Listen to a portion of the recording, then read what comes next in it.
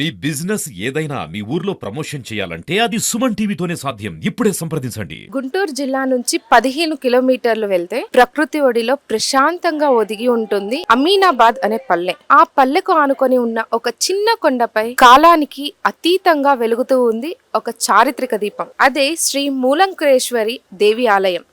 ఈ గుడి కేవలం రాతి నిర్మాణం కాదు, కొండవీటి రెడ్డి రాజుల శౌర్యానికి, భక్తికి, రుక్మిణీదేవి ప్రణయానికి నిదర్శనంగా నిలిచిన పుణ్యక్షేత్రం. రండి ఇప్పుడు ఆ టెంపుల్ ఎలా ఉంది అనేది చూసేసేద్దాం.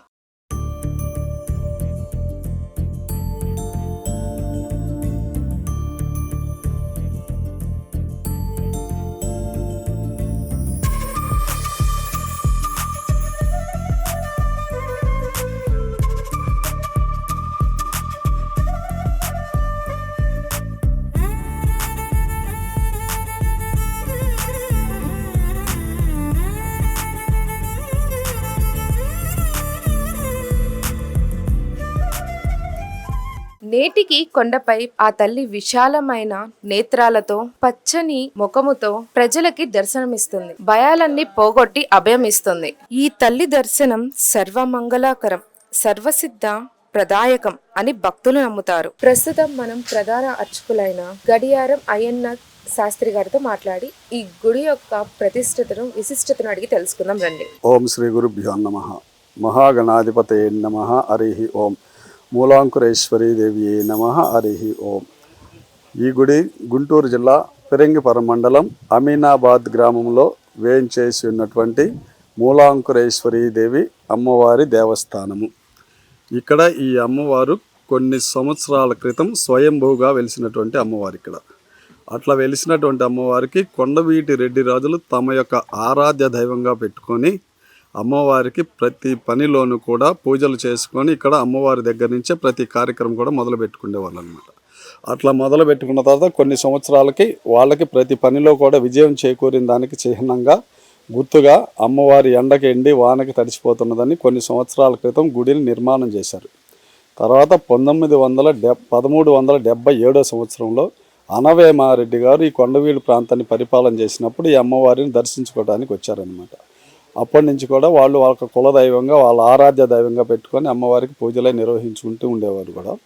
తర్వాత కొన్ని సంవత్సరాల క్రితం పూర్వం చెప్పిన పురాణాలను బట్టి మనకి తెలిసిందటువంటిది ఏంటంటే, రుక్మిణీదేవి అమ్మవారి దగ్గర పూజ చేసుకుంటున్నటువంటి సమయంలో శ్రీకృష్ణుడు ఇటు కొండవీడు ప్రాంతాన్ని పర్యటనకు వస్తారట. పర్యటనకు వచ్చినప్పుడు ఇక్కడ ఏదో దేవస్థానం ఉన్నది అనే దర్శనానికి వెళ్దామనే ఆలోచనతోటి ఈ యొక్క దేవస్థానం వద్దకు శ్రీకృష్ణుడు వచ్చినట్టుగా మనకు తెలిసినటువంటి పురాణాల కథల్లో చెప్తూ ఉన్నారు. వచ్చినప్పుడు ఇక్కడ అమ్మవారిని చూసి ఎంత మహిమగల అమ్మవారు ఈ కొండపైన ఉన్నదని చెప్పి కృష్ణుడు ఎంతో ఆనందంతో లోపలికి ప్రవేశించినప్పుడు అక్కడ అమ్మవారి పాదాల దగ్గర రుక్మిణీదేవి పూజ చేసుకున్నట్టు చూశాడనమాట. చూసి ఇంత మహిమగల అమ్మవారి దగ్గర పూజ చేసుకుంటున్నది ఈవిడ, ఎలాగైనా సరే ఇవి వివాహం చేసుకోవాలని చెప్పి ఇక్కడి నుంచి రుక్మిణీదేవిని వివాహం చేసుకొని తీసుకెళ్ళాడనేటువంటిది పురాణాల్లో మనకు తెలిసినటువంటి వరకు కథ. అలా తీసుకెళ్తున్నప్పుడు పూర్వం అని ఇక్కడ దోకిన పర్రు అనేవారట. ఇప్పుడు ఉన్న డోగి పర్రుని పూర్వం దోకిన పర్రు అనేవారట. అంటే అక్కడ రుక్మిణీదేవిని వాళ్ళ అన్నయ్యలు అడ్డుకుంటే కృష్ణుడిని వాళ్ళకి శిరోమండలం గావించి అంటే దోకినటువంటి పర్రు కాబట్టి దాన్ని దోకిన పర్రు అనేవాళ్ళట. ఇప్పుడు దాన్ని డోగి పర్రుగా చూస్తున్నారు. అదేవిధంగా ప్రతి ఒక్క భక్తులు కూడా ఈ యొక్క దేవాలయానికి వచ్చి అమ్మవారిని దర్శించుకొని తమ యొక్క సంకల్పాలను ఏవైతే ఉన్నవో పెట్టుకొని ఒక 5 వారాలు కనుక పూజ చేసుకున్నట్లయితే ప్రతి ఒక్కరికి వివాహం కానీ, రుణబాధలు కానీ, మనశ్శాంతి కొరకు కానీ, స్థిరాస్తుల వివాహం కానీ ఏదైనా సరే ప్రతి ఒక్క దానిలో కూడా ఇక్కడికి వచ్చి పూజ చేయించుకున్నటువంటి వాళ్ళు మాకు అంతా కూడా బాగానే జరిగింది అనేటువంటి ఒక సంకల్పంతో మన దగ్గరకు వచ్చి మనకు చెప్పినట్టు నిదర్శనాలు చాలా ఉన్నాయన్నమాట ఈ యొక్క దేవస్థానం దగ్గర. అందుకోసం అని చెప్పి ప్రతి ఒక్కరు కూడా ఈ యొక్క దేవస్థానంకి వచ్చి మాకు ఈ పని కాలేదు అనేటువంటి వాళ్ళు ఎవరైతే లేరు. మనకి చెప్పినటువంటి దాని విధంగానే మొన్న 2023లో ఈ యొక్క గుడి కూడా మళ్ళీ కూడా మొత్తం రిపేర్ చేసుకోవడం జరిగింది. పూర్వం శిథిలావస్థలో ఉన్నటువంటి సమయంలో చేసుకుంటుంటే భక్తులు తన వంతుగా మాకు అమ్మవారు అన్ని సహాయం చేసింది అనేటువంటి ఆలోచనతో తమ వంతుగా సహాయ సహకారాలు అందించారు. దీనికి మనం ఒక ఉత్సవ కమిటీ లాంటిది ఒక కమిటీ వేసాం ఊర్లో వాళ్ళని. దసరా ఉత్సవాలు అవన్నటువంటి ఆ ఊర్లో వారి కమిటీ వాళ్ళు చూసుకుంటూ ఉంటారు. ఈ గుడికి మీరు ఎప్పటి నుంచి వస్తున్నారు? ఈ గుడితో మీకున్న అనుబంధాలు ఏంటి? నేను నా మ్యారేజ్ అయ్యి 10 సంవత్సరాలు. ఈ 10 సంవత్సరాల నుండి వస్తానే ఉన్నాను. అమ్మవారు చాలా మహిమ గలది. అనుకున్న కోరికలు నెరవేరుతున్నాయి. చాలా మహిమ ఉంది. అందుకని నేను ఈ 10 సంవత్సరాల నుండి వస్తానే ఉన్నాను. నేను అనుకున్నది జరుగుతూనే ఉంది. ఇక్కడ మూలాంకురేశ్వరి అమ్మవారి దగ్గర బాగా ఫేమస్ అండి. ఎవరు ఏదన్నా అనుకున్నా కూడా మంచిగా జరుగుతుంటుంది. అందరూ వచ్చి మంచిగా అనుకొని చేసుకొని వెళ్తుంటారు. మెట్లు పూజ చేసుకుంటారు. అనుకొని కుంకుమ పూజ, శ్రీచక్రం ఇక్కడ బాగా ఫేమస్. ఇక్కడ చేయించుకొని వెళ్తే అందరూ మంచిగా ఉంటారనేసి, అమ్మవారి దీవెనలు అందరికీ ఉండాలనేసి, మూలాంకురేశ్వరి దీవెనలు ఆశీస్సులు అందరికీ ఉండాలని కోరుకుంటున్నాము. పురాతనమైన గుడి అండి.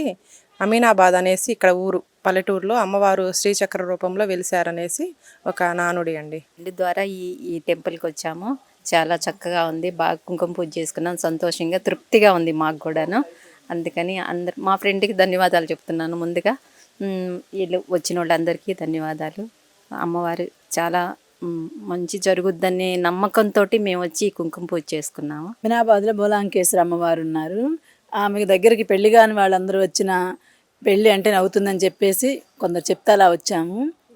పిల్లల విషయంలో పిల్లలకి ఏదన్నా ఫ్యామిలీ సమస్యలు ఉన్నా కూడా అమ్మవారి దగ్గరికి వచ్చి దండం పెట్టుకెళ్తే ఆ సమస్యలను తీరుతాయి అని చెప్పేసి మా నమ్మకము. అందుకని అలా వస్తూ ఉంటాము. ఇప్పుడు 4వ సారి మేము రావటం. మాది నరసరావుపేట, ప్రకాష్ నగర్. అందరం అక్కడి నుంచి 4 అనుకొని 11 మంది వచ్చాము. అమ్మవారు బాగా రప్పించుకున్నారు. మా కుంకుమ పూజ అయ్యగారు అంతా పర్ఫెక్ట్గా చేశారు. మాకు చాలా సంతోషంగా ఉంది రావటం. పోయినసారి వేరే వాళ్ళ గృహప్రవేశం ఉంటే ఊర్లో వచ్చి అమ్మవారికి మొక్కొని వెళ్ళాను. మా అబ్బాయికి పీజీలో పీజీలో సీట్ వచ్చింది. అందుకని మళ్ళీ దర్శనానికి వచ్చాను. అమ్మవారు మళ్ళీ రప్పించుకోవాలని కోరుకుంటున్నాను. చూశారు కదా శ్రీ మూలాంకురేశ్వరి ఆలయం యొక్క గొప్పతనాన్ని, చరిత్రని. తిరిగి మరో ఒక టెంపుల్తో మళ్ళీ మీ ముందుకోసం చూస్తూనే ఉండండి సుమన్ టీవీ.